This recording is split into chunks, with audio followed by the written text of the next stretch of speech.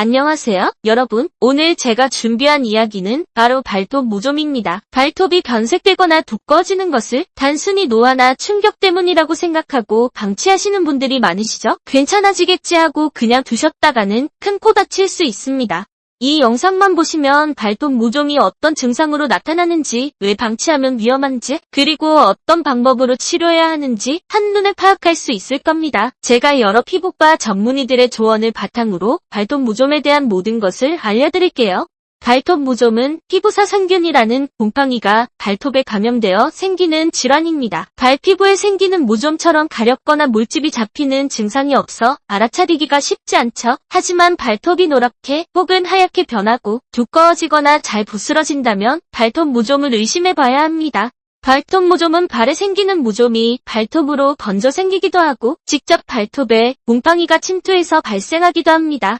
발톱 모좀의 원인은 목욕탕, 수영장, 사우나, 헬스장 등 공공장소에서 감염되거나 땀이 많이 차는 꽉 낀 신발을 신어서 또는 발톱 손상으로 곰팡이가 침투하여 발생하거나 면역력 저하, 당뇨, 노화 등으로 감염에 취약하여 발생합니다. 많은 분들이 발톱 모좀을 미용상의 문제로만 생각하고 대수롭지 않게 넘기시는데요. 발톱 모좀을 방치하면 생각보다 훨씬 심각한 문제들을 일으킬 수 있습니다. 첫째, 전염성이 강합니다. 발톱에 있는 모종균은 가족이나 주변 사람들에게 쉽게 옮길 수 있습니다. 특히 맨발로 다니는 욕실이나 거실에서는 더욱 위험하죠. 둘째, 통증과 보행 장애를 유발합니다. 발톱이 점점 두꺼워지고 변형되면서 신발을 신을 때마다 통증을 느끼게 됩니다. 심해지면 발톱이 살을 파고드는 내향성 발톱을 유발하여 제대로 걷지 못하게 될 수도 있습니다. 셋째, 2차 감염의 위험이 높습니다. 모좀으로 인해 약해진 발톱 틈새나 주변 피부로 세균이 침투하면 봉어직정 같은 심각한 염증성 질환으로 이어질 수 있습니다. 특히 당뇨병이나 만성질환이 있는 분들은 더욱 위험하니 절대로 방치해서는 안 됩니다.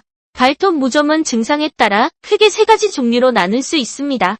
첫 번째, 흰색 반점형 발톱 모좀. 발톱 표면에 하얀 반점이 생기거나 하얀 가루가 떨어지는 증상입니다. 이 유형은 모종균이 발톱 표면에만 감염된 초기 단계입니다. 이는 비교적 초기 단계이므로 약국에서 구입할 수 있는 바르는 항진균제를 꾸준히 발라주는 것만으로도 충분히 치료할 수 있습니다. 바르기 전에는 발톱 표면을 살짝 갈아주는 것이 약 성분이 더 잘 흡수되는 데 도움이 됩니다. 두 번째, 발톱 아래가 두꺼워지는 발톱 모좀. 가장 흔한 유형으로 발톱 끝부분부터 시작해 노랗게 혹은 갈색으로 변색되고 두꺼워지는 증상입니다. 모종균이 발톱 아래로 깊숙이 침투한 상태입니다. 이 단계에서는 바르는 약만으로는 효과를 보기 어려울 수 있습니다. 피부과에 방문하여 먹는 약이나 레이저 치료를 병행하는 것이 좋습니다. 레이저 치료는 발톱 속 모종균을 파괴하고 먹는 약은 새로 자라나는 발톱의 약 성분을 침투시켜 모종균의 성장을 억제합니다. 세 번째, 발톱 전체가 부스러지는 발톱 모좀. 모종균이 발톱 뿌리까지 깊숙이 침투하여 발톱 전체가 울퉁불퉁해지거나 부스러지는 증상입니다. 이 단계는 이미 모좀이 상당히 진행된 상태입니다. 이 경우에는 반드시 피부과 전문의의 진료를 받아야 합니다. 먹는 약과 레이저 치료를 장기간 병행해야 완치될 수 있으며 경우에 따라 감염된 발톱을 제거하는 수술이 필요할 수도 있습니다.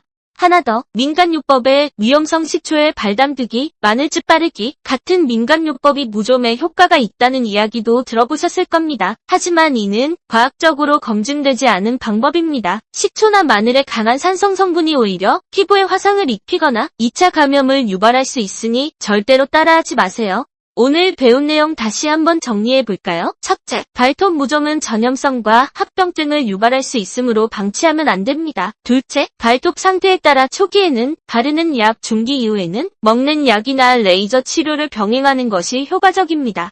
셋째, 식초나 마늘 같은 민간요법은 오히려 위험할 수 있으니 반드시 피부과 전문의의 도움을 받으세요.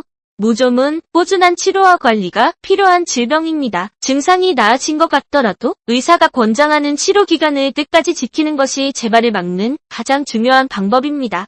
발톱 모좀을 관리하는 방법은 매일 발을 깨끗이 씻고 완전히 건조시키기, 통풍 잘 되는 신발과 면, 양말 착용, 발톱 깎기는 모좀 있는 발톱과 없는 발톱을 구분해서 사용, 가족과 발톱 깎기, 습관 공유하지 않기, 증상이 있으면 조기 치료 등을 권해드립니다.